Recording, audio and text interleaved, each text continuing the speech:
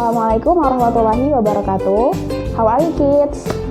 Excited to learn today? Today we are going to study chemistry. For the topics that we will discuss, please check the following video. Assalamualaikum warahmatullahi wabarakatuh. Apa kabar anak-anak? Semoga dalam keadaan sehat dan tetap semangat. Hari ini kita akan membahas tentang ilmu kimia. Sebelum kita bahas atau pelajari kimia lebih lanjut, kita harus tahu apa sih itu ilmu kimia?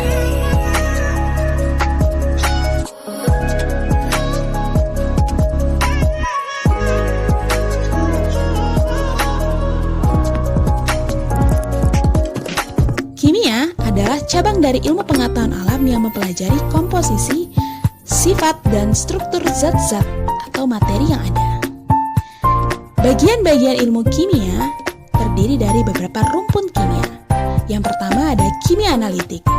Kimia analitik adalah kimia yang mempelajari tentang memisahkan, mengidentifikasi, dan mengukur zat menggunakan metode tertentu. Contohnya, kita mau tahu nih, apa ya zat penyusun dari permen? Yang kedua ada kimia anorganik. Kimia anorganik adalah cabang ilmu kimia yang mempelajari tentang reaksi, sintesis, struktur, dan sifat-sifat senyawa anorganik. Semangkuk nasi itu tersusun dari bahan kimia apa ya? Selanjutnya ada biokimia. Cabang kimia yang menjelajahi proses-proses kimia di dalam atau terkait dengan makhluk hidup.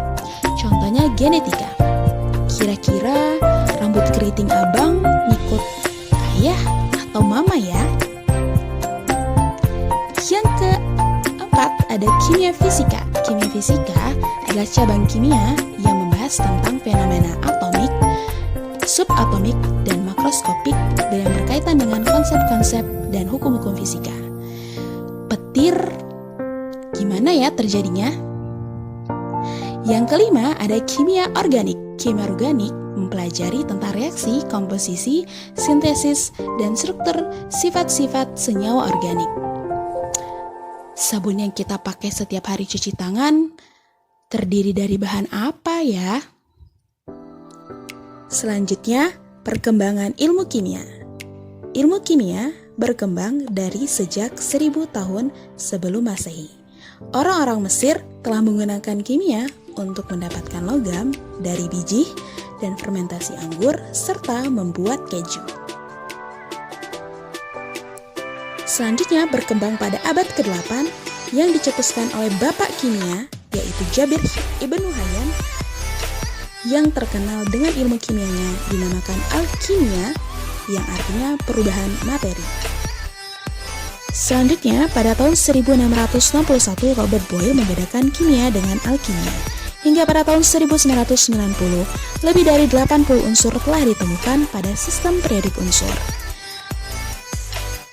Selanjutnya, metode ilmiah. Seperti cabang ilmu pengetahuan alam lainnya, kimia melalui beberapa metode ilmiah. Yang pertama, menentukan masalah.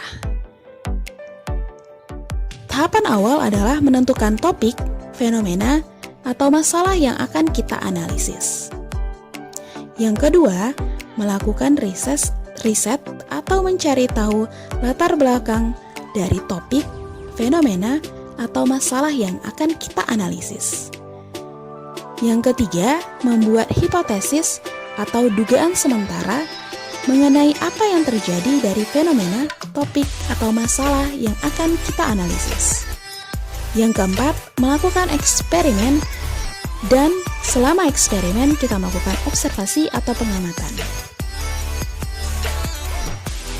Yang terakhir, kita melakukan analisis dari eksperimen dan observasi hingga membuat kesimpulan.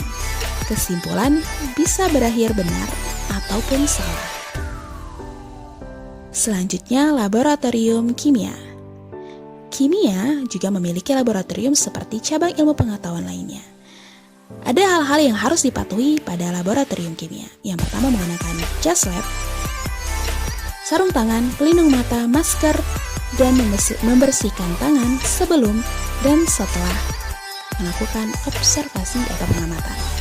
Hal-hal yang perlu diperhatikan pada saat di laboratorium, tidak boleh lari, makan dan minum, serta memperhatikan zat-zat yang mempunyai label dengan tanda seru berikut.